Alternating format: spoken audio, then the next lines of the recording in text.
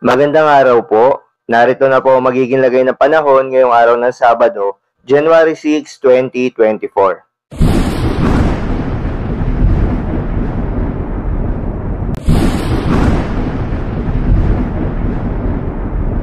Sa kasalukuyan nga at ayon sa Pag-asa ay tatlong weather system na nga nakakaapekto sa ating bansa.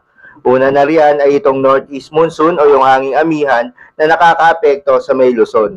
Samantala itong easterlies o yung mainit na hangin galing sa karagatang Pasipiko ang patuloy na nakakaapekto sa Palawan, western section ng Visayas, pati na rin sa kabuuan ng Mindanao.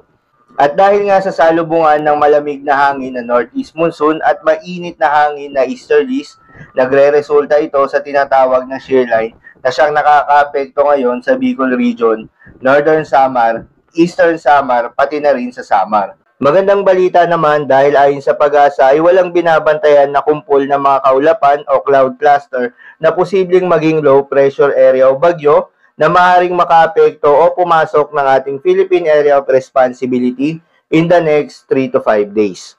Para naman sa lagay ng panahon ngayong araw ng Sabado dito sa Luzon, itong northeast monsoon o hanging amihan ay patuloy na makakaapekto dito sa malaking bahagi ng Luzon, samantalang itong shear line o yung banggaan ng malamig na hangin at mainit na hangin ay patuloy naman makakaapekto sa Bicol Region, kaya asahan ng maulap na panahon na may kalat-kalat na mga pag-ulan.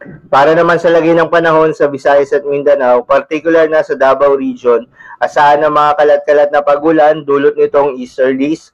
Para naman sa mga nalalabing bahagi kasama ng Palawan, asahan ng maliwalas na panahon na may mga isolated rain showers at localized thunderstorms, lalo na sa hapon at sa gabi. Para naman sa lagay ng mga dagat baybayin, magandang balita dahil ayon sa Pag-asa ay wala nang nakataas na gale warning sa anumang baybayin ng ating bansa.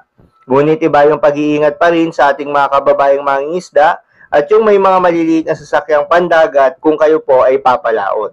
So yun lamang po para sa lagay ng panahon ngayong araw ng Sabado. Keep safe everyone.